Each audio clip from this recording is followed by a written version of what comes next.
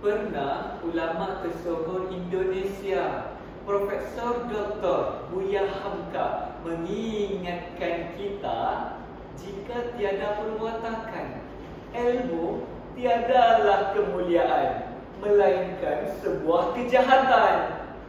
Bismillahirrahmanirrahim. Assalamualaikum warahmatullahi wabarakatuh. Tajiahau, Vanakkam, salam Malaysia Madani dan salam belia berkreativiti, menjamin dunia lestari. Saudara-saudari, petikan tokoh itu tadi ada kaitan dengan kerangka Malaysia Madani. 6 teras utama perlu kita tonggakkan dengan akhlak dan juga budi. Justru untuk memastikan ilmu dan kreativiti belia menjadi sebuah kemuliaan dan bukan kejahatan, saya tampil berikan penerangan dalam bentuk pidato dengan tajuk kreativiti belia, teras madani terbina untuk Malaysia sejahtera.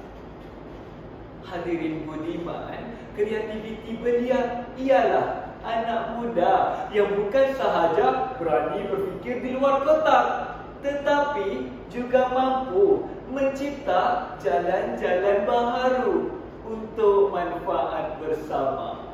Mereka bukan sekadar pengikut arus, tetapi pemecah dan pembentuk gelombang perubahan.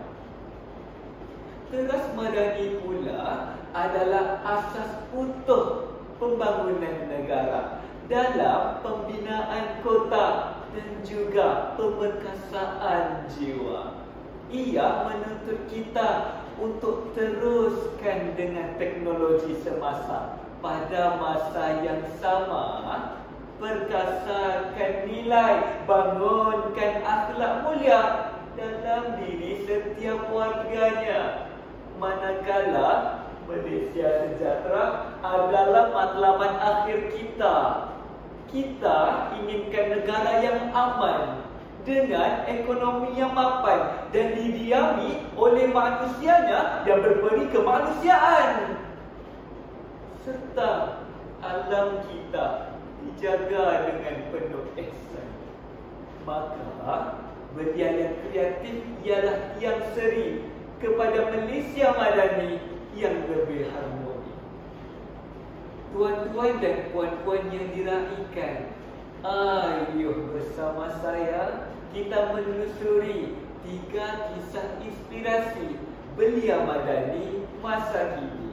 Kisah pertama, pasangan kembar Amin dan Abi, anak muda tempatan yang telah menghasilkan diorama kapal semut flotila. Simbol perjuangan mereka terhadap rakyat Palestin yang tertindas nun jauh di sana. Membuktikan apa?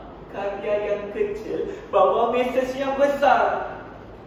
Perjuangan itu tak semestinya angkat dan hunuskan senjata, namun boleh diterjemahkan melalui nilai empati yang disulam kreativiti.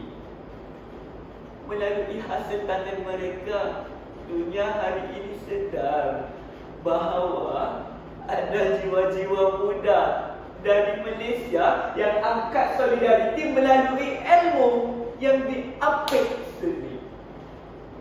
Inilah erti sebenar Malaysia Madani, dunia yang bersatu atas dasar ihsan dan kemanusiaan.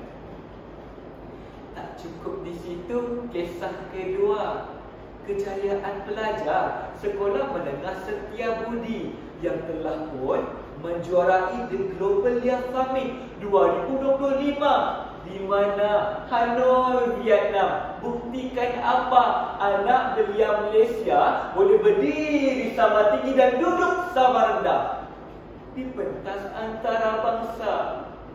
Mereka telah mencipta eco cleaning powder from eggshells yang mencipta bahan pencuci mesra alam daripada cemisan sisa-sisa telur.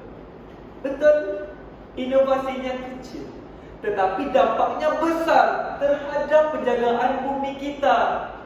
Inilah sekali lagi bukti bahawa dunia kita sedang dalam kesejahteraan, kerana kita bebas bernafas tanpa sebarang pencemaran hasil tangan anak-anak watan. Begitu juga dengan kisah yang ketiga, kisah kejayaan pelajar Universiti Teknologi Malaysia yang telah menghasilkan Flight Monitoring Alert and SOS System, atau kita juluki sebagai FMAS. Pasti ada yang tertanya-tanya, apakah fungsi? Sebelum itu, mereka telah dinobatkan sebagai National Runners-Up James Dyson Award 2025. Inovasinya memberikan amaran awal sebelum bencana banjir melanda, boleh menyelamatkan ribuan nyawa, mampu mengurangkan kerosakan harta benda, dan yang ketiga, menjaga alam sekitar kita sedia ada. Inilah sekali lagi bukti bahawa daya cipta menjadi benteng lestari dan melengkapkan teras-teras madani. Hadirin budiman, masalah tanpa solusi hanyalah runutan.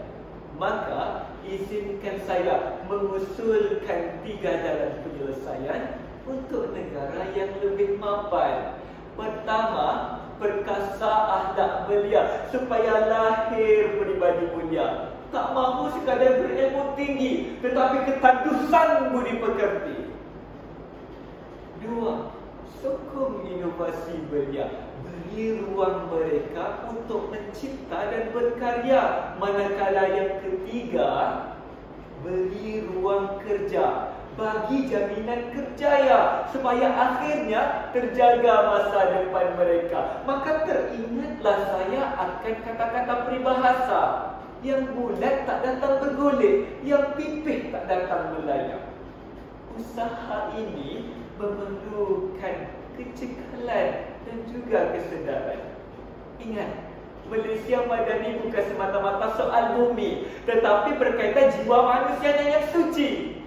Maka berbalik kita kepada kata-kata Profesor Diraja Tunku Abdul Aziz yang menegaskan kemajuan itu tak kita ukur dari tingginya bangunan, tetapi di tahap manakah jiwa manusianya yang luhur.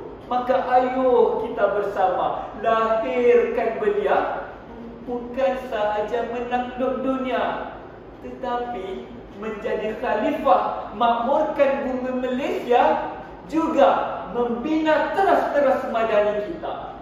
Akhirnya tercapailah Malaysia sejahtera. Sekian, wabillahi taufiq wal hidayah. Assalamualaikum